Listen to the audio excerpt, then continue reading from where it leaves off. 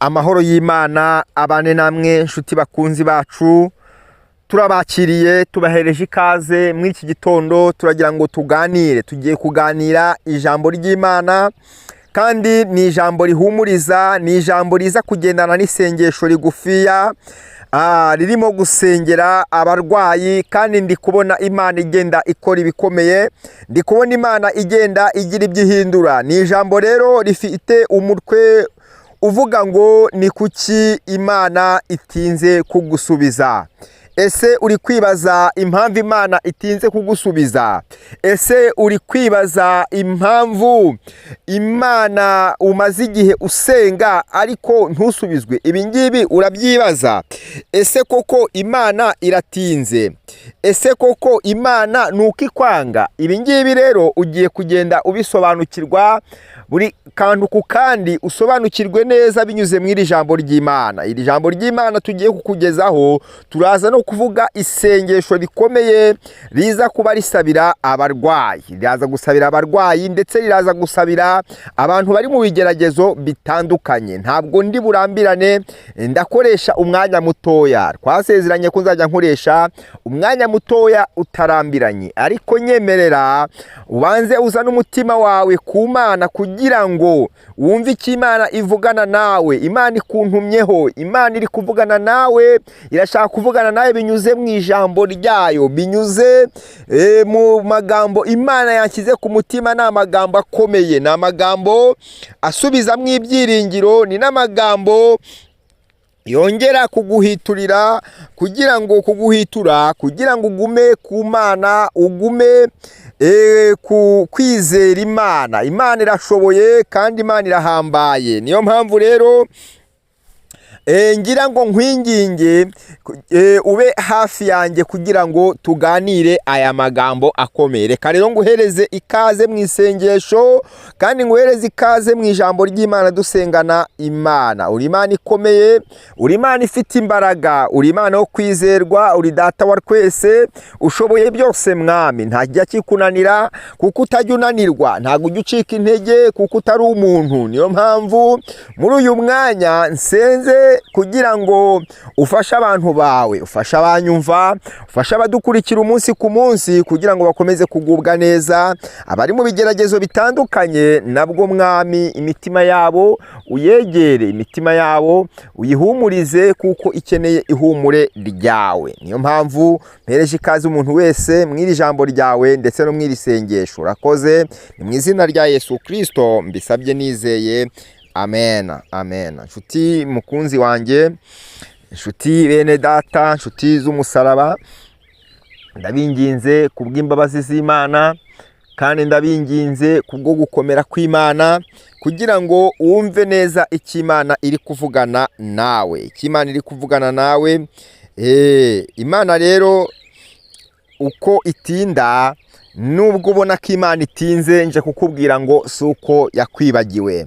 Nubwo ubona Imana itinzeho, ariko si uko yakwibagiwe. Ntabwo Imana yegeze ikwibagirwa, ntabwo Imana yegeze igutererana. Reka nkwibarize ikibazo.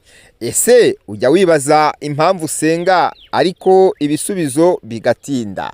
Waba ujya ubyibaza? Hari igihe umuntu yumva Imana yamwibagiwe, ariko siko bimeze. Ndashaka kugusobanurira rero impamvu atari ko bimeze. Gutinda rero si ukukwanga. Impamvu Imana itinzeho ntabwo ari uko Imana ikwanga, kuko mu mimerere y'Imana, Imana ni urukundo.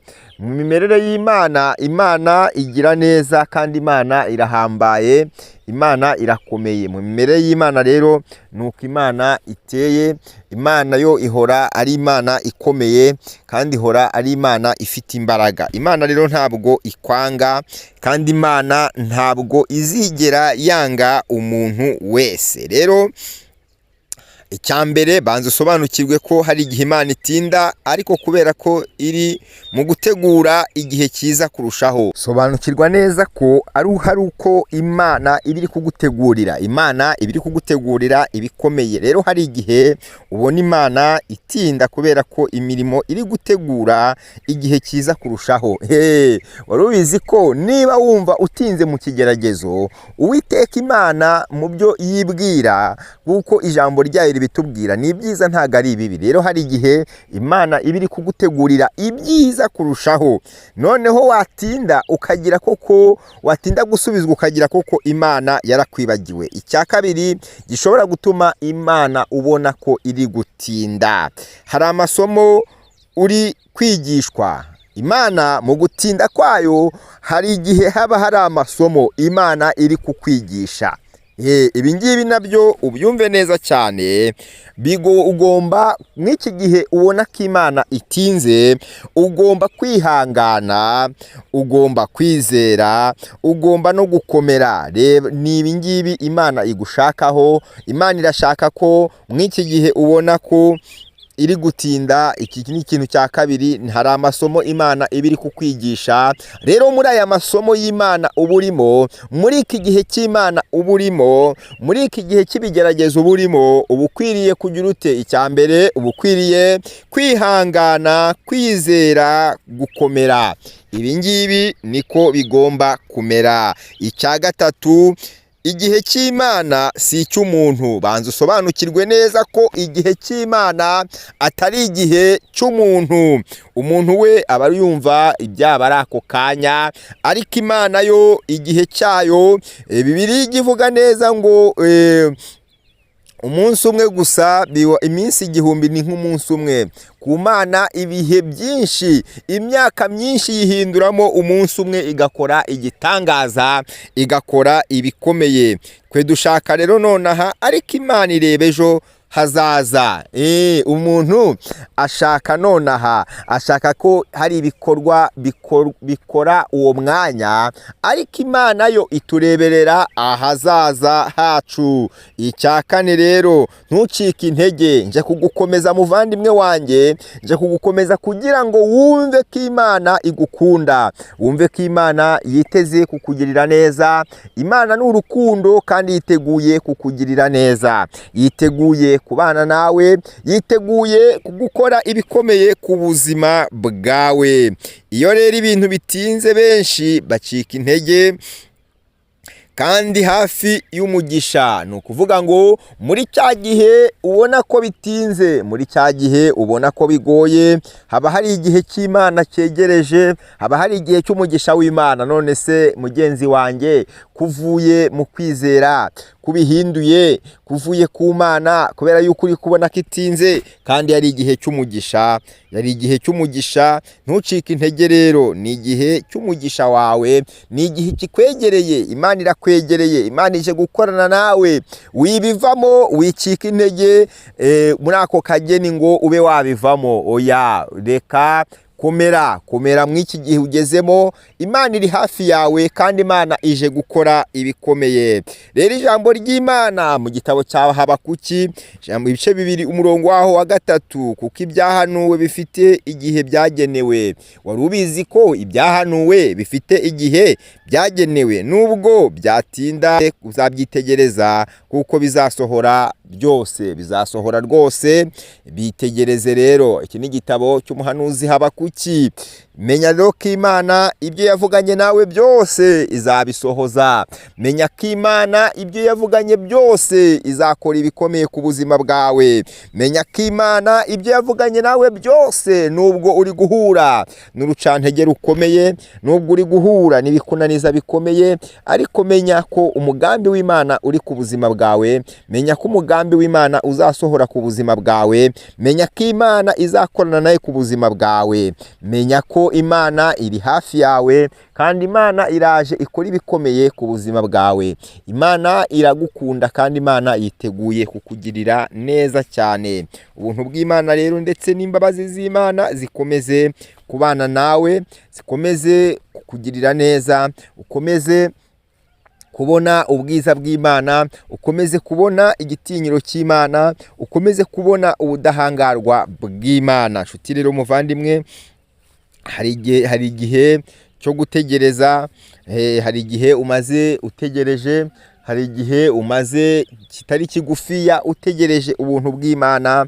utegereje urukundo rw'Imana, ariko Imana iracyagukunda, Imana iracyagufitiye umugambi mwiza. Rero nyemerera dusengane Imana, nyemerera nkwingingira Imana, nyemerera ngutabarize Imana mu isengesho tugiye gusenga kugira ngo Imana igusubize mu imbaraga, kandi kugira ngo niba ari ibigeragezo bitandukanye, birashoboka ko ari ibigeragezo by'ubukene, birashoboka ko ari ibigeragezo byo kubura umugabo, birashoboka ko ari ibigeragezo byo kubura umugore, byo kubura imibereho itandukanye, mu mibereho igiye itandukanye, birashoboka ko ari ibyo bigeragezo mazemo iminsi, ibigeragezo by'uburwayi, ibigeragezo byo teraganwa n'imiyaga n'imiraba, ibyo byose ni ibigeragezo umazemo iminsi. Ariko ndagira ngo dusengane Imana mw'iri sengesho. Imana irakiza indwara, mw'iri sengesho Imana irakuraho ibyari bikubangamiye, mw'iri sengesho Imana irakugarukaho, kandi Imana irakugirira neza,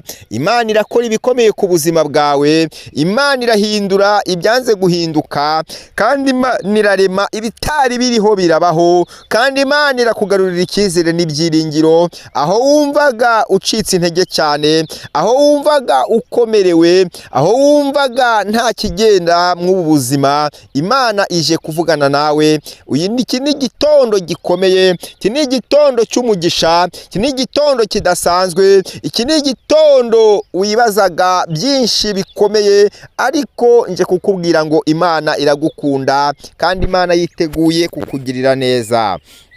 Uri Imana ikomeye, uri Imana ifite imbaraga, uri Imana yo kwizerwa, uri ndiho, ushobora byose, uri data wa twese, uri umwami wacu, uri ibyiringiro byacu, uri amahoro yacu.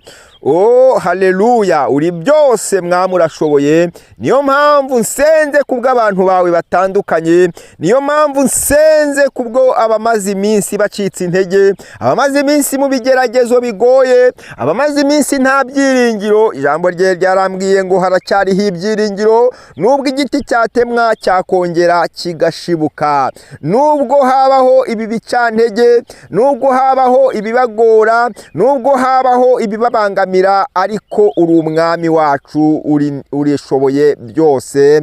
Mwami, uri umwami w'abami, urashoboye mwami. Niyo mpamvu natuye ihumure ku bantu bawe, natuye ihumure ku bamama bababaye, natuye ihumure ku bakobwa n'abasore, natuye ihumure ku bagabo bakiri batoya ndetse n'ibikwerere n'abasaza, natuye ihumure ryawe ku bantu bamaze iminsi bababaye, abafite agahinda, abafite imibabaro. Bomore ibikomere, omora ibikomere by'abantu bawe, omora ibikomere mwami, babashe komorwa ibikomere ku mitima yabo mu izina rya Yesu Kristo.